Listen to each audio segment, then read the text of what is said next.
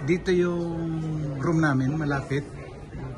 Dito kung saan ka pupunta, kung anong floor, sasabihin sa'yo kung anong letter ka, aakyat o bababa. So, pinindot mo number na yan, sasabihin sa'yo kung saang letter. Kasi may mga letter yan, iba-iba. So, kung ano yung mga room, tuturo ka nila. So, ito yung level ng room namin, ng deck pala. Ito yung itsura. Yan, may mga letter yan paikot. Malapit kami sa pinili ko na malapit sa elevator. So accessible to. So ito yung papunta sa amin. Pwede ka rin yan, hagdan. Yan. Ito yung room namin na para mas malapit kami sa on this side. So dito tayo kasi 688 tayo. Ito. Ito yung room namin na malapit.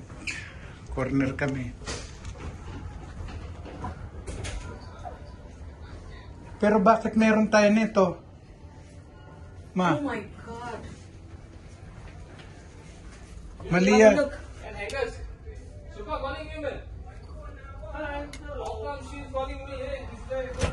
Hello.